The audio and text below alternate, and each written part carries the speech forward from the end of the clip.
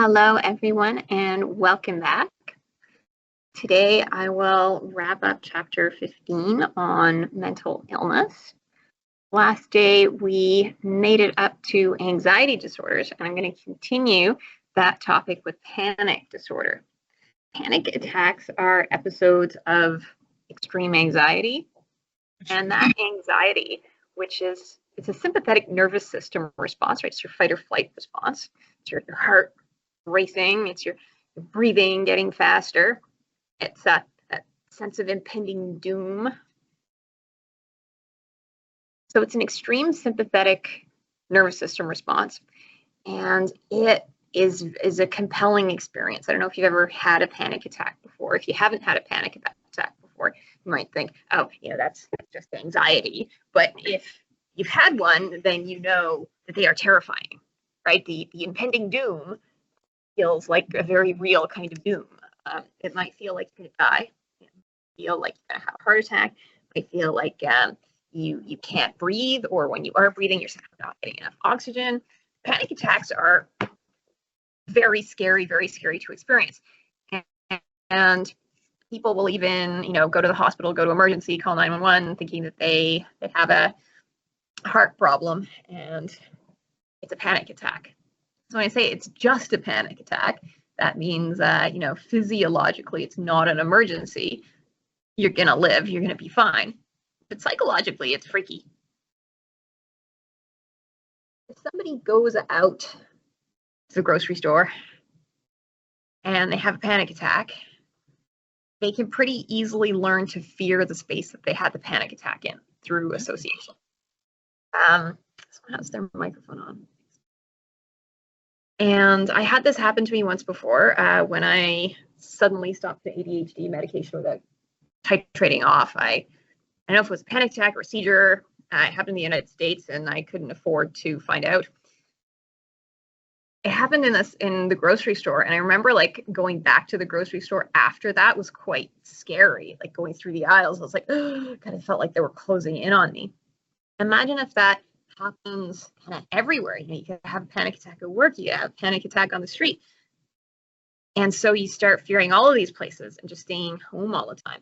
Okay, that's called agoraphobia, and it can be a complication of panic disorder. There are many different kinds of anxiety disorders. Some of them are phobias. So agoraphobia is a fear of leaving your home. There's a biological predisposition to form certain kinds of phobias, like proclivity or a readiness. We are ready to form phobias of snakes and bugs and heights and closed spaces and things that would have been the typical dangers that our ancestors would have experienced. It's actually a lot harder to form phobias for things that might actually kill us, but that aren't, through an evolutionary legacy, easy for us to associate with harm.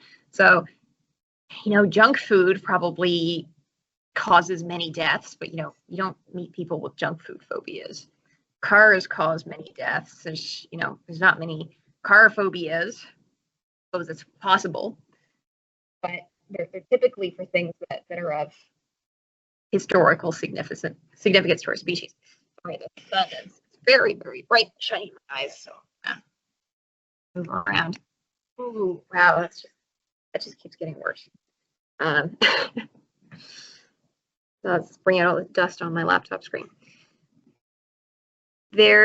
So fears of snakes, fears of heights, those are specific fears, those are specific phobias. And they can disrupt people's lives. So Liam says he has trypanophobia, the fear of needles. And you know what? You might go through your entire life with a fear of needles, and that doesn't matter because you're not taking any needles. So it's kind of not relevant. It would be a clinically significant problem if it interfered with your life, right? If, let's say you're diabetic, you need to take needles and you have a needle phobia. That's a problem. Okay, then you need to get over the needle phobia. But so phobias may or may not disrupt people's lives, and they're an issue when they do.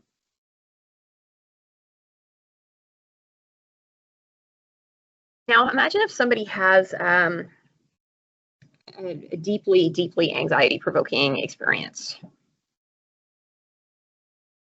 They can continue to show stress symptoms, continue to show extreme anxiety, continue to live that trauma, be hypervigilant, be always on guard, be ready to react long after they have been taken out of that actual stressful situation. And that's post-traumatic stress disorder. A diagnosis of post-traumatic stress disorder is hard to get because there are, in order to qualify for one, there are some very stringent rules about what the stressful stimulus has to be. It can't be like, oh, you're traumatized by your abusive parents, and even though you've moved away and now you live on your own, you're still reliving this and you can't get over it, and you have flashbacks and you have all this anxiety. That can't be PTSD, not because the symptoms aren't exactly like PTSD, but because in order to qualify for the diagnosis of PTSD, it has to be life-threatening, like a life-threatening thing that like somebody tried to stab you, or like sexual violence. And generally speaking, the acknowledgement of PTSD has been a battle. So the acknowledgement of PTSD is something that happens to people who've had life-threatening experiences, was a battle that was fought by, returning soldiers who had these symptoms after war. But historically, they might have been considered, cowards and sissies.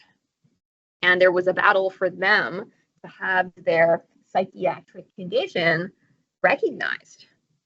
And once the condition's recognized, it doesn't end there. And things can get expensive for whoever's responsible for causing it. Okay, so if a veteran has PTSD, well, are they eligible for some kind of payout or benefits, right? Should they be? Ooh, can you see how there might be forces out there that, wouldn't be too keen on having like a high rate of PTSD and would like to keep it low? So originally, once they get this PTSD recognized, it's for these life-threatening events. There was another battle by survivors of sexual violence who had similar symptoms to get their symptomatology recognized. And so now, you have to have one of those two things. But what if your stress came from, I don't know, some terrible experience of racism or homophobia? Well, now that doesn't count because, we don't sort of recognize a social PTSD. If you had social PTSD, it would come up, the way it would be seen is you'd be more likely to be seen as somebody with borderline personality disorder, and the fault would be shifted to you as like the problem person that can't get along with others and is angry and upset and seems to be acting out and being impulsive, right? And is having trouble with relationships, can't get along, right? And is like distrustful and may say sarcastic things like that. That's how you might get labeled. I'm glancing at the chat, and I see Liam has a comment about the fear of needles, that it has affected you a bit. You didn't get most of your vaccines until very recently. You punched a dentist in the face when they tried to give you a needle when you were younger. Okay, good thing that you were younger and had a small fist. Kids can get away with a lot of things. The sun. You know what? I may need to move my seat. There's a certain kind of anxiety disorder called obsessive compulsive disorder. And what happens in this condition is the person has an unwelcome thought, an intrusive thought. My parents are going to die, or I left the stove on and the house is going to burn down. I left the door unlocked and the house is going to get robbed. There's germs on my hands. There's germs on everything. Okay, that's like the obsession, and the obsession is very distressing. But there's things that people with OCD do to relieve the distress of those obsessions.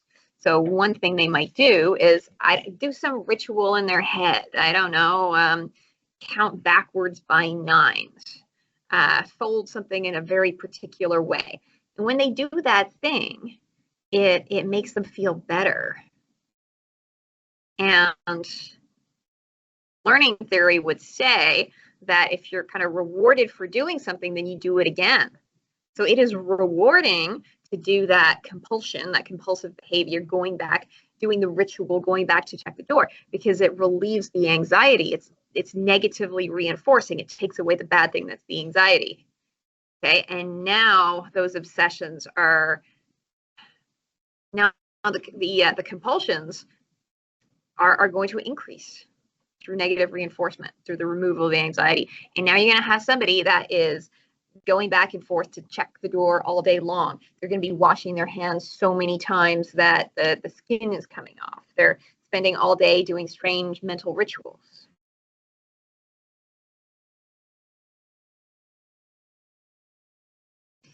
Anxiety disorders are of the highest prevalence. They tend to be quite situationally specific, quite context dependent, and they can be sort of relieved sometimes by changing context, like, okay, you're anxious, you're an anxious student, go do something else. And they can be acquired through learning. Right? We acquire fears. We also acquire them by seeing bad things happen to other people. And there's certain cognitive styles that can get people trapped in anxiety cycles. Some people have kind of catastrophic thinking, and when I see that, I'm reminded of my mother.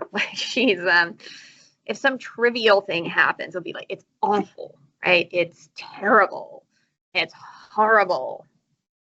And if you think like that, maybe you're going to have strong negative emotions that accompany that.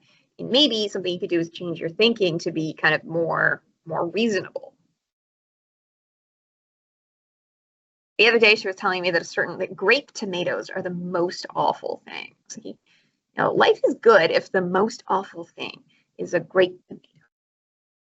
So what would be a more rational or adaptive belief would just be to say, I don't like the taste of grape tomatoes. I'm disappointed when there are grape tomatoes on the table instead of cherry tomatoes.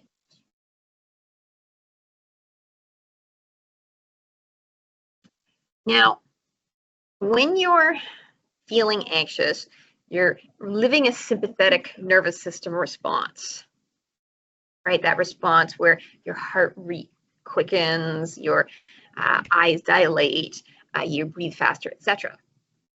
So you can have that sympathetic response and really care about it. You could catastrophize that. You could awfulize that. Like, I'm so stressed. I'm so anxious, right? You could catastrophize that response, or you could be like more distant. You could say, oh, that's my heart rate is elevated. How about that? And you could have the anxiety symptom and not get cognitively, a somatic system, and not cognitively get caught up in it and let it rule your mind. Things like having your heart rate be fast and breathing be fast are things that you can experience and not mind. If you ran up a flight of stairs, your heart would be pounding. You'd be like, whew, oh, that was a good run. But you don't have that sense of threat from that physiological arousal. Everything's okay. So you could be anxious about something and have that physiological response and kind of make things worse if you're like anxious about the anxiety, if you awfulize and problematize the sympathetic response and see it as something that you simply cannot experience and cannot do anything if you were experienced. And I see this come up with students when they're like, I can't study, I can't write the paper, I can't ask that girl out because I'm too anxious. I'm anxious, therefore I cannot. Right? So that's being like really, really anxiety sensitive. But what if you could kind of tolerate your anxiety? The idea of distress tolerance is that you can have a negative emotion and still pursue your goal-directed action. Right? You can write your quiz, you can study, you can write your paper, you can go ask that girl out anxiously. Like, courage isn't the absence of fear. Courage is what you have when your fear shows up with you and you still do your duty or do what you want to do. Mood disorders, as well as anxiety, are very common. Like lifetime prevalence is reasonably high, like 20%. When you see a prevalence rate like that, you want to say, what's the prevalence period? Is that 20% in a lifetime? What ages are people in the sample who are asked about their lifetime? Because my lifetime's longer than yours. Is it a 1 year prevalence period? Is it a 6 month prevalence period? Is it a 1 week prevalence period? The prevalence rate will move up and down dramatically based on prevalence period. And so if people are, I say they're advocates, they want to make an impact, they want to get the funding, they'll use the lifetime prevalence rate. They'll be like 80%. And then if they're trying to downplay a problem, they don't want to spend money on that, they'll use like the most stringent criteria, the shortest prevalence people. Then it could be like, oh, only 2.5%. You're talking about the same.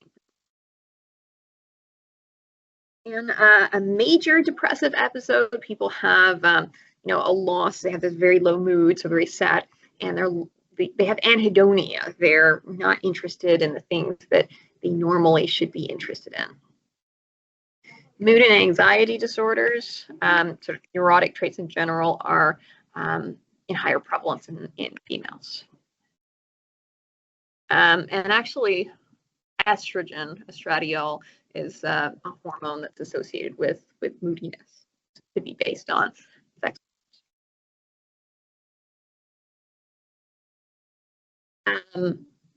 Depression can often recurrent in people who have it. Like they'll have an episode and they'll get better, and then they'll have another episode. Right? And an episode can last a long time. It's 6 months to a year. Oof, a long time to be sad.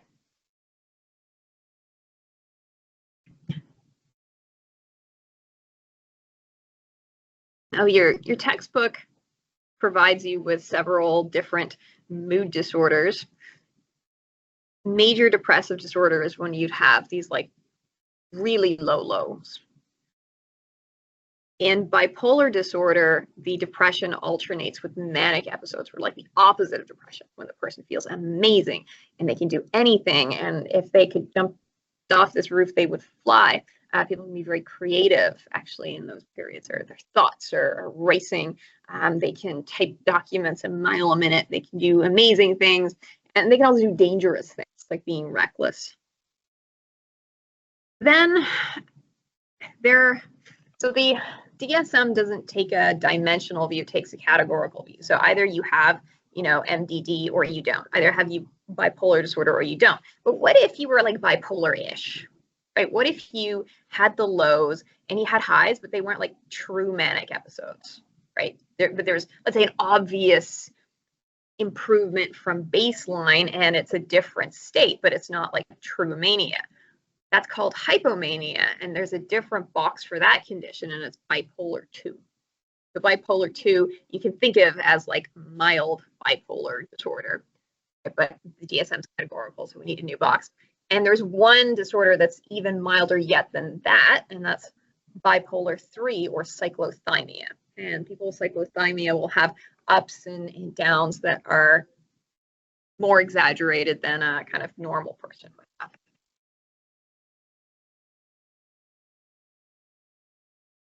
Depression can sometimes happen at different times, like, or depression symptoms. If you're female, you know that sometimes you might feel sort of sad or angry before your period. Some people feel that way in the early months of the year. And sometimes women can become depressed after giving birth. So there's diagnoses for those. There is a diagnosis that isn't in that list. It's chronic depression. If you don't meet the criteria for major depression, you might meet the criteria for persistent depressive disorder, also known as dysthymia or chronic depression. And that, instead of being over 2 weeks, could be like over 2 years. And instead of having to meet 5 of 8 symptoms of depression, you only have to meet 2.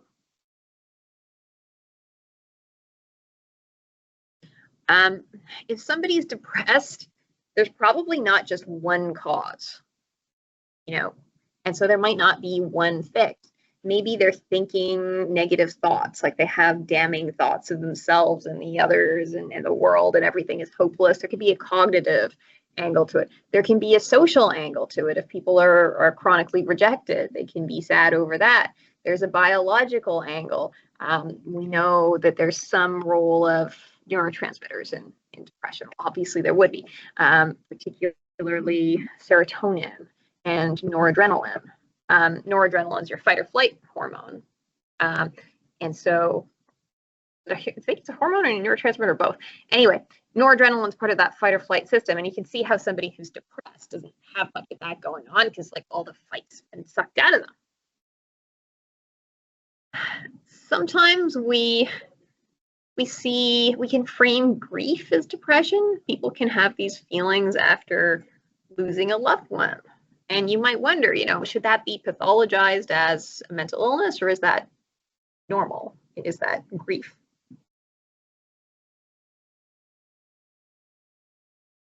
Sadness tells you what you value, right? Because sadness is about loss, often. Oh, another major predictor of depression, sleep deprivation. I've heard of one psychologist who, when he screens patients, always asks them about how they are sleeping. Because imagine if you have somebody in your office and they seem like really depressed and everything's terrible and why bother and they can't do anything. And the actual problem is they're not sleeping enough. Most of us are kind of chronically underslept. Let's say that's the real problem. All the talking about your mother and self-actualization and personality tests in the world aren't going to make a lick of difference because that person just needs to go like sleep for a weekend and get a regular routine. Lifestyle factors figure as well. If you're not getting high enough quality nutrition, that can sort of sap the energy from you. Exercise can be quite an effective treatment for depression. But it releases endorphins, it gets your body going, it can get you out of that like droopy state. But most of us don't exercise. We're a sedentary society. We have using exercise as a treatment for depression would be using a behavioral model because it's like, okay, what's behavior? It's this. Well, get the person to go do that. Well, now they don't look depressed anymore. Learned helplessness is a concept that was coined by Martin Seligman. And Martin Seligman was a psychologist, I guess, who was studying learning in dogs. He had an experimental setup where dogs were grouped together in pairs. They were in different kennels, like they were in different cages. Maybe it was that one was on one side and the other one was on another side. There's a wall in between and they had a shared floor. Imagine that. I don't know if that's right, but I want you to get the idea that what happens when one dog is shocked, the other gets shocked too. And some of the dogs, like one of the pair, had control over this foot shock. The shock comes on and there's like a lever they can press to turn it off. And so they'd learn to do that. They would turn off the shock. And they seemed to be okay with this. Meanwhile, the dog on, like, let's say the other side of the wall is getting the same floor shock, but has no lever. It's just it has no control over when the shock stops. It's sort of at the mercy of the other dog's lever pressing abilities, but it doesn't know this, of course. What was interesting was that he then put the dogs in these different groups into a different experimental setup. And in this setup, the dog is in, say, a little room, and a shock is going to come on. And the only thing it needs to do in order to escape the shock is just to jump over a little hurdle, jump over a little wall to get the other side, safety. Dogs who had in the lever condition before were easily able to learn that. Dogs in the other condition just like lay down and gave up. right? They weren't ready to learn this new task because they had already learned that what they do doesn't matter. That's learned helplessness. And so Seligman started wondering, well, is that why humans are depressed? Could there be a connection? And that probably prompted all this research on things like a locus of control and the idea that it's important to have an internal locus of control and feel like you can control your life and your environment. Bipolar disorder is one of the more biologically based conditions like schizophrenia, much more hereditary. So if somebody, one of the screening questions you want to ask if you suspect somebody had bipolar disorder is like, do you have any first degree relatives with bipolar disorder? Schizophrenia is that way as well. Then some mental illnesses are more socially situated. Eating disorders in particular show a lot of cultural variation.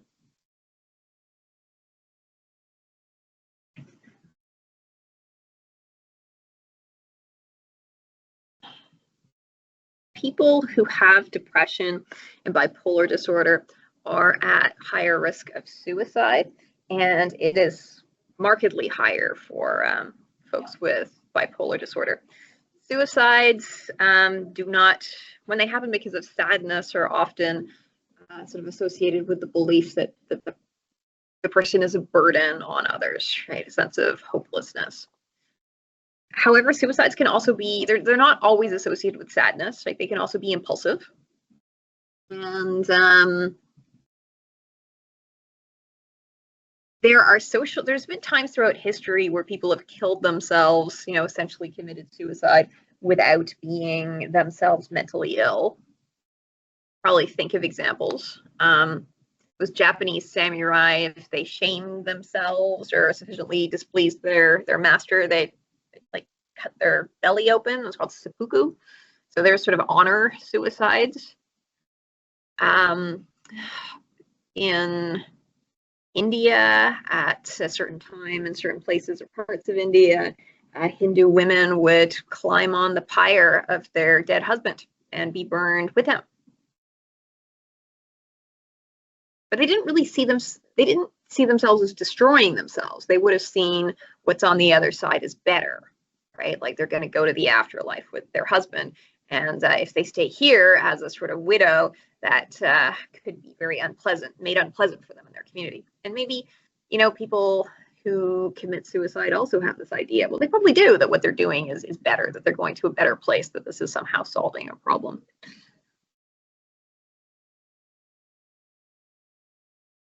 It is difficult for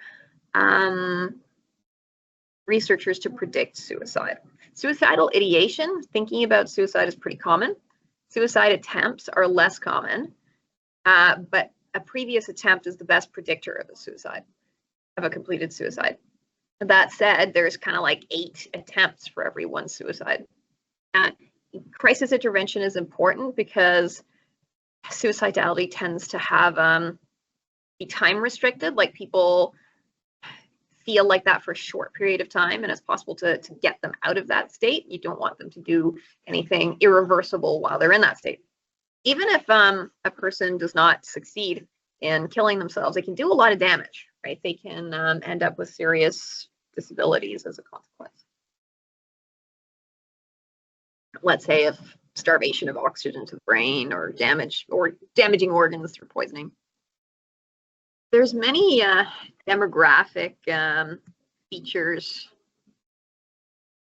with or demographic factors with suicide. It is there's higher rates in certain nations, higher rates in certain genders or age groups. And so I have a question for you. What gender do you think has the highest rate of completed suicide?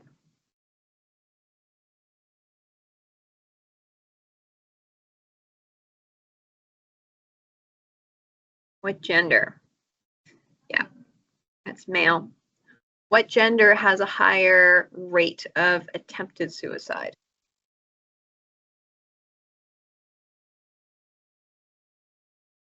So women attempt more suicides and men complete more suicides. What could be going on there? Yeah, so Liam has it. The attempt, when a guy does the attempt, it's more likely to success, to be, the word successful is weird, more likely to achieve that goal, because men use, they kind of get to the point and they use more lethal methods, right? They're more likely to use hanging or a firearm. Women tend to favor methods that leave less of a mess behind, and tend to favor poisoning. Poisoning does not work well. You're much more likely to be found and to survive.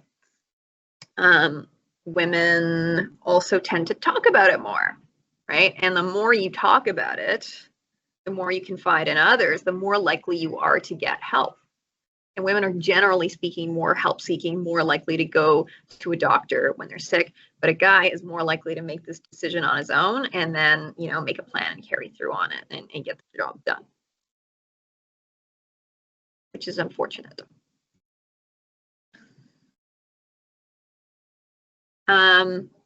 Now moving on to personality disorders.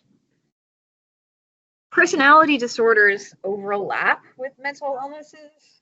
Like, there are anxious types or anxious clusters of personality disorders, and you might think, well, how is that different from general anxiety disorder? And actually there's tons of overlap. There's a personality disorder, schizotypal personality, that looks basically like a mild version of schizophrenia, but you don't meet the criteria. So personality disorders are an interesting category. Personality, if you'll remember from our chapter on that, is about personal stable traits that we expect to see come across different situations. So if you're an extrovert, I expect you to be having a lot of friends, to be talkative, to be raising your hand in class, to be, the life of the party, etc. A personality disorder is suggested when your personality traits are kind of extra. So where could we take extroversion to a point that is really maladaptive? Well, as you may remember, extroverts are cognitively unstimulated at baseline, so they need interaction, they need trouble, they need a bit more drama. Histrionic personality disorder, in that condition, people always need to be the center of attention. Everything they do is larger than life. They're sort of vivid and dramatic. One of the factors of extroversion is warmth, and people with histrionic personality disorders are sort of too intimate, and they will assume that even trivial or shallow relationships are much deeper and more intimate and more meaningful than they really are, because everything's this. Conscientiousness sounds like a good trait. Your textbook told you on conscientiousness. Well, what if a person was just so rigid and inflexible, they're so controlling they can't delegate, and they can't get anything done, and it's causing a lot of conflict? Right? That is obsessive compulsive personality disorder. I know, that's sucky that there's OCD, the anxiety disorder that's about like washing your hands, and then there's obsessive compulsive personality disorder that is like being an awfully conscientious person.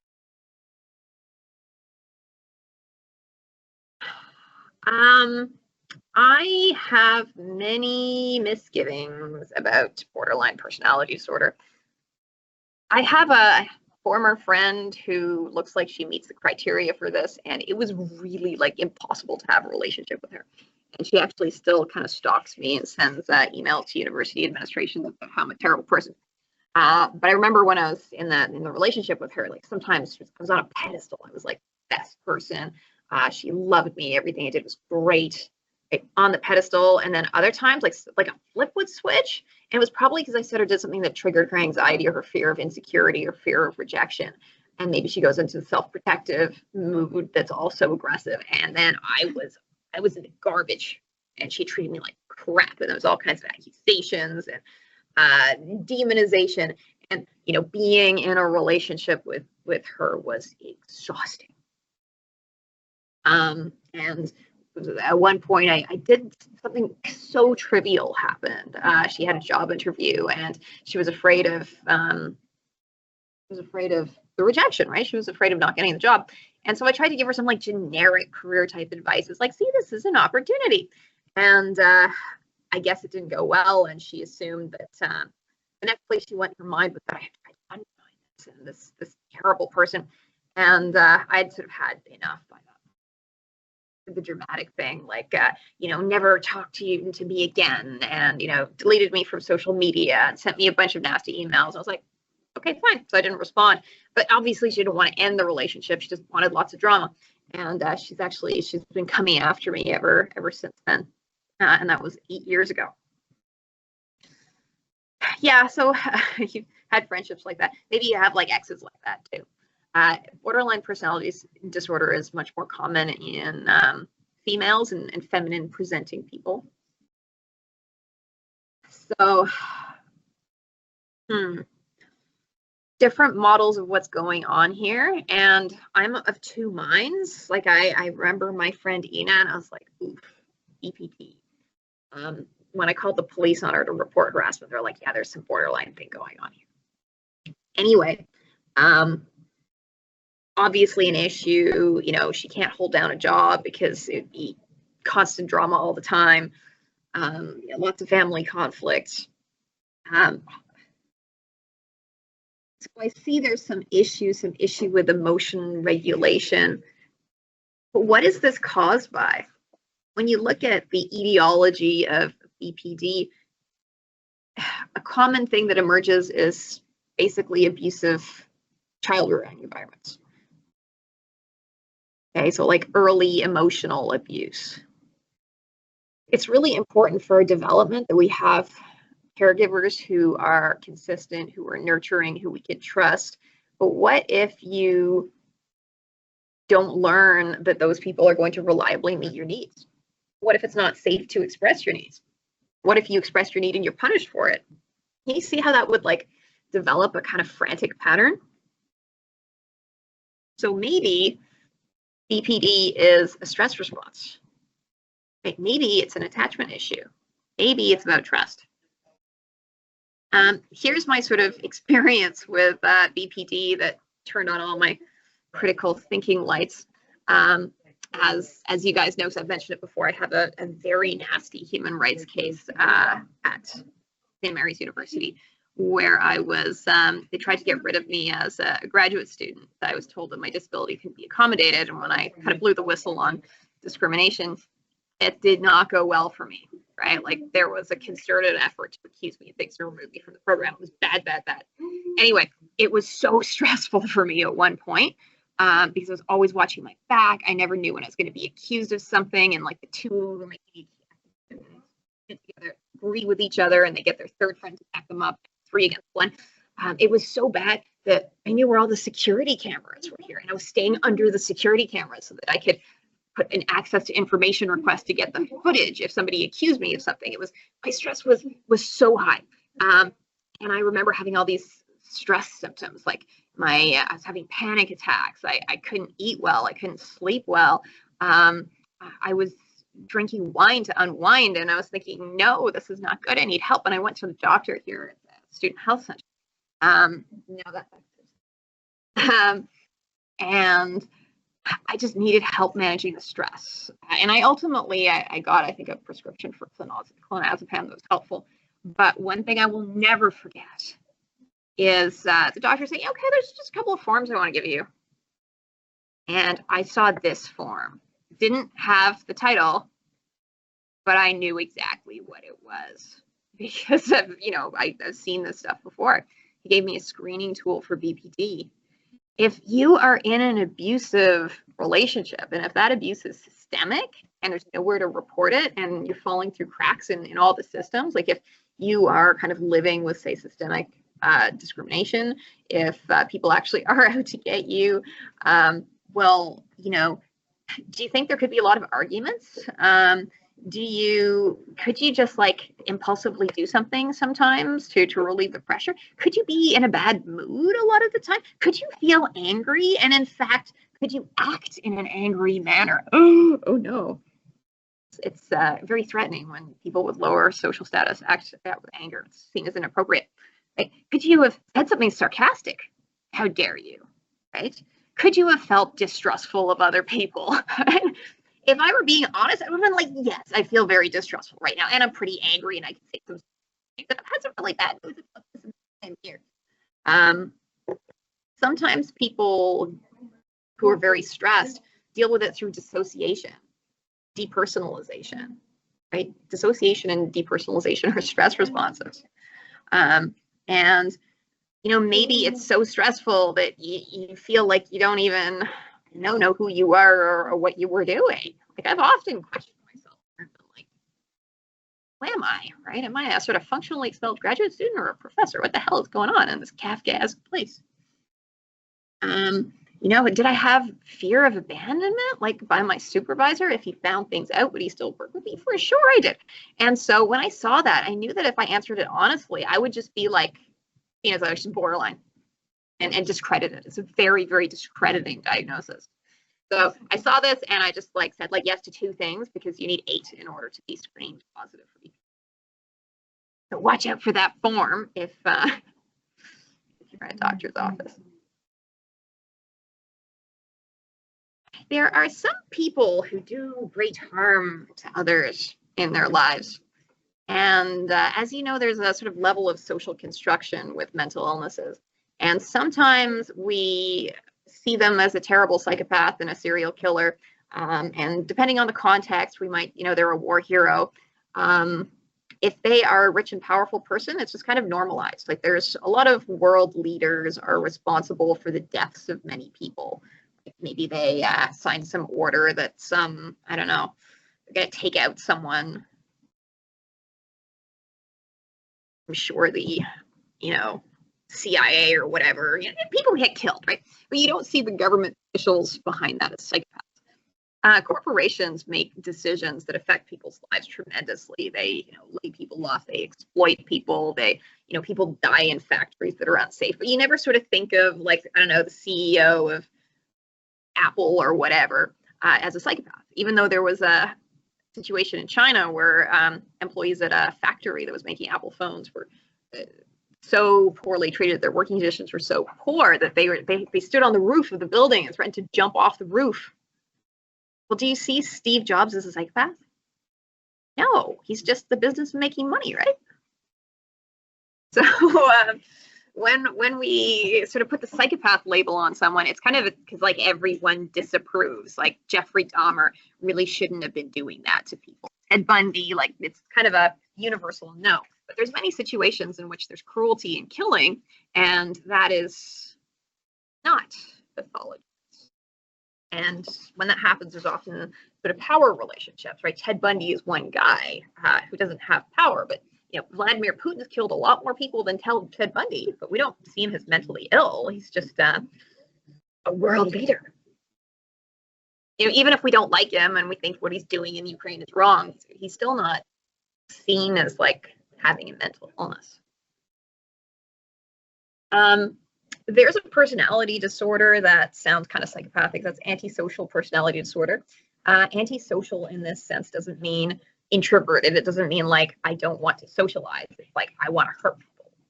So Richard Ramirez, the Night Stalker, might have been someone who would qualify for that. And there's a lack of empathy and a willingness to violate basic social norms of decency. Psychopathy is a bit of a sort of contested diagnosis. Robert Hare based it on his observations of prisoners who had done certain terrible things, but these folks are a certain subgroup, and maybe they are, maybe there's issues with cycles of violence, maybe there's issues with socioeconomic status, because the people who get caught are a different group than the people who don't get caught, right? The smart, slick ones end up being the CEOs. They're not part of that sample. males in general are more likely to break the rules. They're also more likely to make the rules. So there's been research on psychopaths, and there's something about empathy. Like they may be less easily aroused. Your empathy is compassion. Like you have your own suffering and your own fear, right? And that feels bad for you. That's your passion. The noun passion means to suffer. And then when you see somebody in somebody else, if you recognize their fear and their suffering, you feel compassion. You feel it with them. But imagine if you were like really didn't have those feelings so much. And so they don't mean much to you when you see it in someone else. And in fact, you might be kind of like understimulated and chronically bored. And, making somebody scream in pain could be arousingly interesting for you. Maybe that's part of it. Maybe they need to do these terrible things in order to get enough of a rise. I'm on to dissociative disorders. Dissociation is normal. All the mental illnesses are based on kind of normal traits, states, behaviors that are taken to some extreme or are really maladaptive in some context. We spend about half of our waking time dissociated. If I'm not dissociated here and now, I'm totally aware of my environment and I know what I'm doing and I'm focused on the task. I'm here. But many of you are dissociated right now. Right? Many of you were just like stopped listening when your attention span ran out after the first 20 minutes of class. And now you're off in your head and you're imagining things and you're replaying scenarios and you hear people's voices in your mind's ear and you see people's faces in your mind's eye. So a lot of dissociative delusional disorders would be like really amping up the dissociation to the point that like you're far gone and that what you see in your mind's eye, you now think you're actually seeing from there. When you're fantasizing, you know that that's in your head. Dissociations can be a bit of a stress response. When your mind needs to rest, it wanders, right? If you're tired and you need to sort of just take a break for a minute, your mind's going to wander. Your mind wanders when it rests. Going somewhere in your head is also a good way to get away from things here, right? If here and now is very stressful for you, one way to cope with that is to dissociate. There are dissociative identity disorders where people cope with abusive situations by dissociating into another personality, and that personality doesn't have the conscious memories of the other stressed person. They have skills and abilities that the other person doesn't have, or the main personality. Maybe they're cruel and vicious and they can cope with the stressor. So the person could like flip into one of the alters when they need to. There are cases where people who are very stressed out can just go into a dissociative fugue and they can't remember who they are or what they've done. And they're found somewhere else living under a new name, right? They don't remember their old family. It's interesting how this textbook earlier on criticized Freud's ideas of repression, saying, oh, you have these people with PTSD and they have their vivid memories, so that doesn't really work out. Well, maybe minds are weird and wonderful, and some people cope with stress by reliving it and vividly, and maybe other people stress response is sort of repression or dissociation. Maybe both could be true. I'm skipping over these because I already talked about them. Dissociative identity disorder is a bit controversial. There's some people who say that it's not a real thing, and actually it's something that therapists have cooked up, and there's a patient-therapist interaction, and it's the therapist who's like coaxing these other personalities out of people, and people like, yes, and what name does that personality have? Like, okay, that's Jim, and let's keep working on this, and we'll end up with 10 personalities. That's a criticism. Schizophrenia is one of those more biologically based conditions that's seen across cultures, across different historical periods, and it's associated with like a significant loss of contact with reality, hallucinations, delusions, etc. And there's a lot of other disturbances. People will make loose associations. They talk, might not understand what they're saying. It's word salad. And a hallmark is the delusion, right? That's strongly held fixed beliefs with no basis in reality, or what is perhaps more accurately generally accepted as reality. Because if everyone else has a delusion about something that isn't true, then it's not a delusion.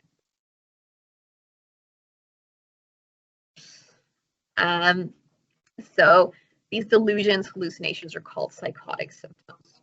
A hallucination is a sensory perception, like, oh, some bugs are crawling on you, or you see a shadow, is not actually there. So you have the perception without any real sense. There's nothing actually tripping those sensory receptors. There's an absence of the external stimuli they'd be sensitive. So it's created in the mind. As schizophrenia progressive, you see less of those positive symptoms like hallucinations and delusions, and more negative symptoms. And the negative symptoms are about taking away normal behavior rather than adding abnormal behavior. And the negative symptoms are like just loss of interest, anhedonia, catatonia, where a person doesn't want to move, or they may take a really rigid position. There was a psychologist told me a story about a fire alarm going off in a psych ward where there were catatonic patients, and what they did was apparently leave, they left with a fire alarm and they went outside and they resumed their positions. There's a genetic basis to schizophrenia. I think the concordance rates between identical twins is about 50%, which is not as high as you'd think. So there's obviously a role of environment, and it seems like there's a genetic predisposition, and then given environmental factors, something can trip that and the person develops schizophrenia.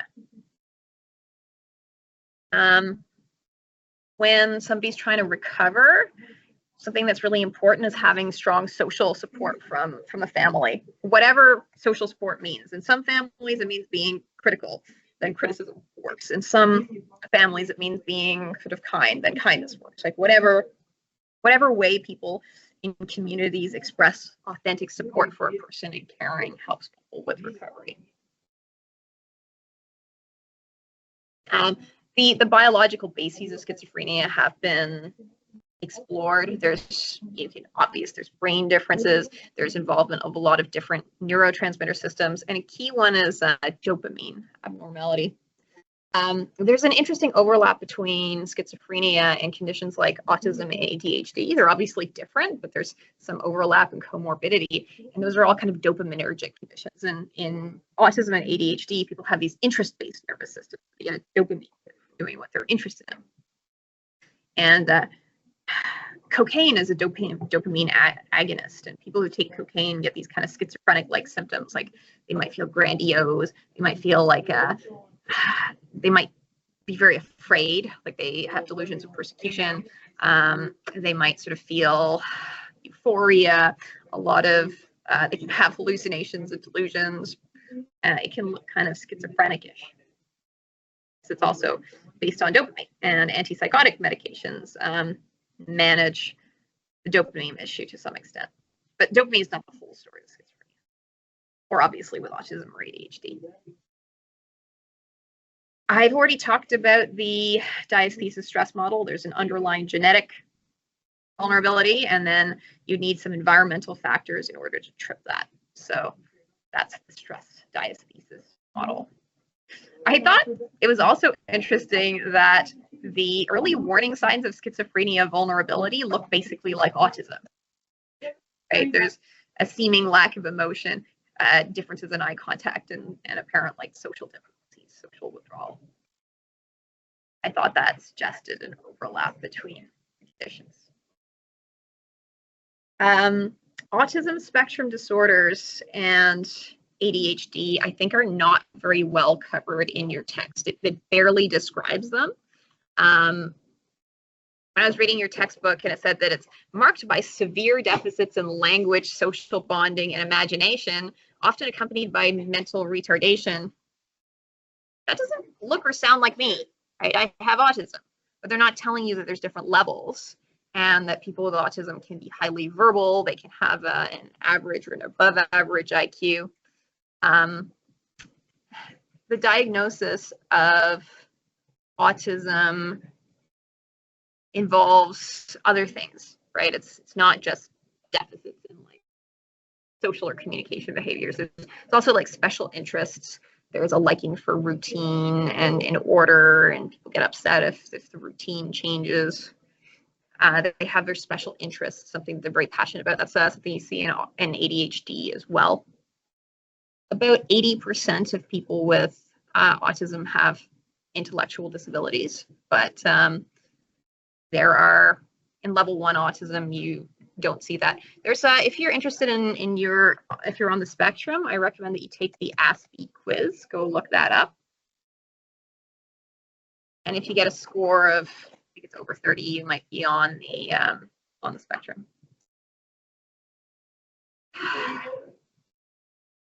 There's been speculation about what causes autism. Really, it's a brain difference. It's biological and it's there from birth, but parents notice it in their children depending on the severity earlier and earlier. So if somebody has mild autism, it might be late diagnosed, but if somebody has more severe autism, well, you're going to notice when they're like 3 years old or something. And, around this age, parents are giving sort of vaccinations to their kids. And maybe they didn't notice anything different about their kid when they were 0, 1, or 2, but then they got them shots, and now something's showing up at 3. There's kind of an illusory correlation. And so there are people that believe that vaccines cause autism, but this is, there's no evidence for that. On to ADHD, which is a condition that I think I see a disproportionate amount of people with, because I sometimes wonder if you're more likely to end up in universities because of your special interests and your passions, right? I find I wonder if there's more like neurodivergent types in universities. Both autism and ADHD are tipped to identifying it and diagnosing it in males. It's actually very hard to get a diagnosis of autism if you're sort of female or genderqueer, because the way the tests are set up is to diagnose what's the stereotypical patterns in males. So, the special interest for a male with autism is like weird stuff, like, I don't know, ceiling fans. But the interests tend to be more conventional in females, more like, I don't know, things about books. Like, okay, someone's really into Hello Kitty. It's not as easily pathologized. They're less weird, and they're also better at masking. I suspect that many females with autism, with mild autism, end up with an inattentive ADHD diagnosis. It's actually a lot of overlap between ADHD and autism, both in terms of behaviors and in terms of genetic overlap as well. ADHD is, you can see it's really pathologized here: inattentive, impulsive, hyperactive, not listening, being disorganized, not following the rules. The DSM criteria for ADHD sound like the worst student, like the worst employee ever. It's so negative and pathologizing. And that really goes for all the diagnoses in the DSM. It's a very deficit-based book, but actually there are strengths that come from this. Like, if you could see neurodivergence as like a different way of being with its own strength that's adapted to other things.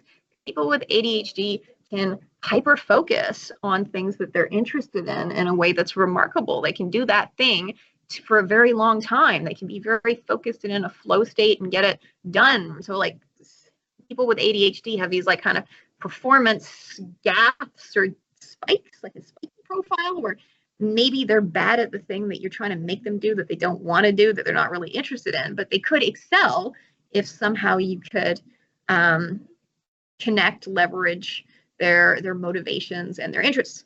And that is not intuitive to do. It can be done, but the way most classes are set up is in the way that's most convenient for the instructor. And that's for me to have a 60-minute lecture. Here's a fire hose of information. Go study it, read what I told you to read, and then I'll test you on what I told you I would make you read. And it's sort of designed around what's convenient for me rather than what works for you. And I think neurotypical students might find that easier to cope with, whereas it's much harder to get people with autism or ADHD to get things to do things that they're not naturally interested in doing. There's treatment of ADHD with stimulant medications. I don't know so much about the long-term effects of those on the body. It can also be treated with psychological methods by sort of learning skills, learning better executive functioning. Like you can learn to make yourself do stuff that you don't want to do. You can learn strategies to, break down tasks more manageable. All of those things help. And then, you know what? Sometimes differences can be accommodated, and then you don't need to try to make them go away. Anyway, I went over time by 10, 11 minutes. Thank you for your patience. And are there any questions?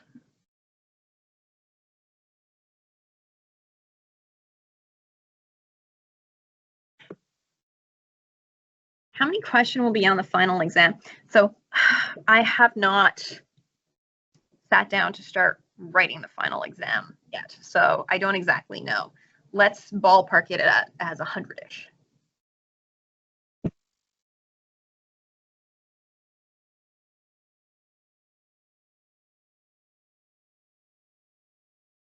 All right, I'm going to stop the recording there and say that I look forward to talking about our next chapter next week, which will be our last week of class.